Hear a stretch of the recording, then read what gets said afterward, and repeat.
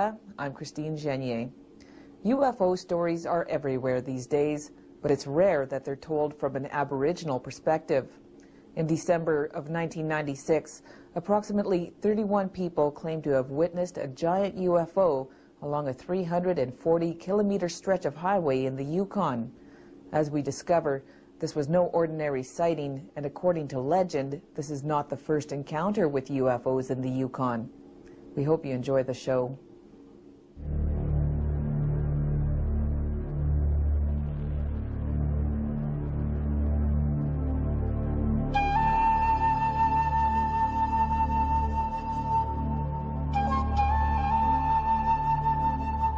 Until recent times, the histories of Canada's Aboriginal peoples, especially in Yukon, was not recorded in written form. Their stories of creation, how they viewed their world, and major events throughout time have, for the most part, been passed along through the oral storytelling tradition.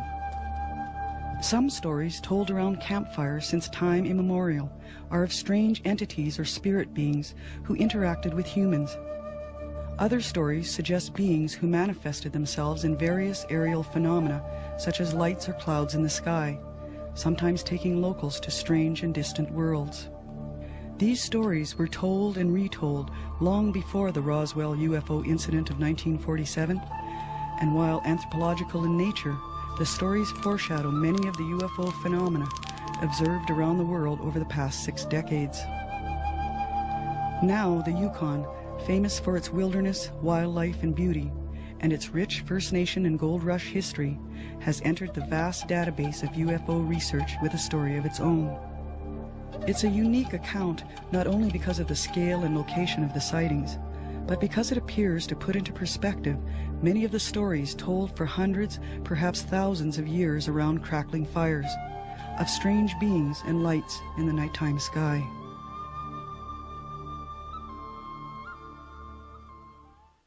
This story unfolds not around a campfire, but on a lonely stretch of highway.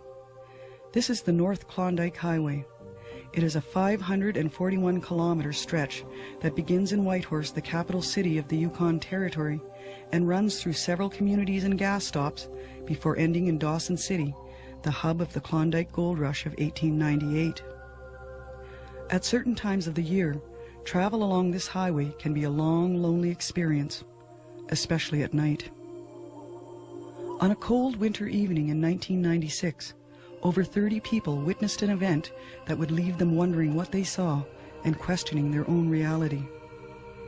Travelers on this highway spot something out over a lake that makes them skid to a stop. Around the same time that evening, in 3 different communities in the region, several people witness an object hovering over their villages, leaving them shaken, and in one case, face down on a bridge, trembling with fear. This strange event was investigated and recorded by Martin Jacek, founding member of the Yukon UFO Research Society. At Fox Lake, the first sighting was around quarter to 8 in the evening. Then at the main sighting there occurred around 8:30. In Carmax, it was 7 o'clock. Some indications there might have been a 10 o'clock sighting as well. The village of Pelly Crossing, it was 9 o'clock, and in the village of Mayo, it was around 10 o'clock. For Danny Skookum, the evening starts out like any other. Traveling from Whitehorse to Carmax, he notices that although it's cold outside, it's a clear and cloudless night. At around 8 p.m., he approaches the southern tip of Fox Lake. He sees something out of the corner of his eye. To the northwest of his position is a white light. Not thinking too much about it, he continues on. To him, it looks like a vehicle is shining its headlights on a curve of road. But he knows there's no road, not out over the lake where he sees the light. Keeping an eye on the light, Danny passes 2 vehicles heading in the opposite direction. The lights from these vehicles interfere with his vision for a moment, but when his eyes adjust, 3 rows of lights slowly disappear behind a hill. To his astonishment, the lights appear to be part of a larger object. He continues on his way, thinking what he'd just witnessed looked like something out of a Star Trek movie. But this is not a movie. This is very real. We refer to the witnesses to protect their names as Fox 2 or 1 or 3.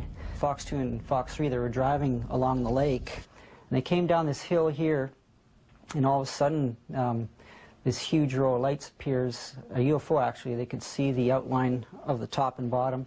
And I noticed, as I look across that lake, I noticed there's something huge in the air. I thought that there was no way there's a helicopter out here, especially in the winter. Or I don't think a helicopter would be flying late at night. Or I don't think a jet plane would be flying that low or staying one place in the air. They stop about 500 or 600 meters apart, and the UFO slowly goes over the lake. But you can see the lake and the mountains roughly, and how huge it was over there. The size of it, I would say, is as big as a football field. And it got even bigger when it got closer. As the object moved directly over him, the witness, referred to as Fox 2, got out of his truck and stared up into a bright light. As you see now, when I seen up, it's so bright though, and kind of like a saucer shape, like as it went over. It's bright, it has lights all over underneath, but it had lights on the side too, as you see. You can see, clearly see little windows, like almost like on the side. You see under it, kind of like a plate, almost like a long plate or whatever underneath, like when it went over. The witness tries to use a two-way radio in his truck, but when he turns it on, all he can raise is static. What is that? I was wondering. I couldn't fit. And the radio went all buzz, wouldn't work.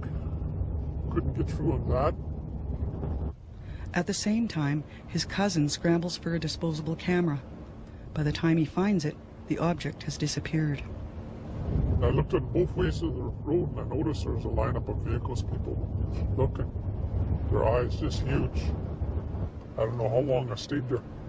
Just stand there in shock, I guess, before I went back and my cousin went and asked, "Are you okay? Are you okay?" And yes, I went back, got back into the truck and started up and kept going.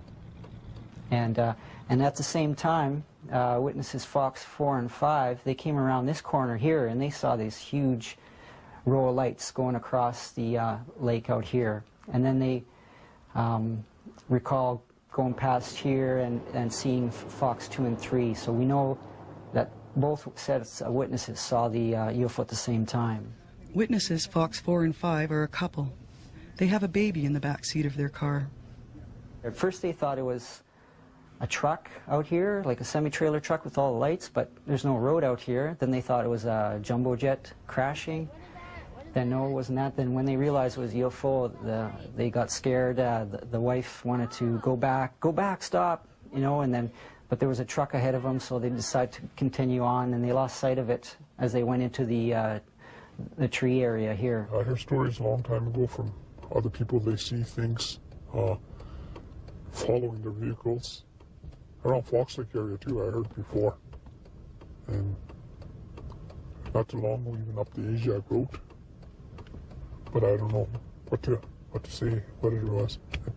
I don't know if it's human to have that technology for something that huge. Just, I mean, look how much noise a helicopter makes just to get off the ground and to hover. And it makes a lot of noise. This thing is big as a football field and not make a sound, just come over like that. Close to the same time, a woman referred to as Witness Fox 6 is driving alone along the same stretch when a strange light illuminates her dashboard. She looks up, and to her amazement, a group of multicolored lights are hovering over her vehicle. The lights in her vehicle dim. The music she's listening to garbles. She watches until each of the lights seem to go out. She drives on, confused, not sure what she's just witnessed.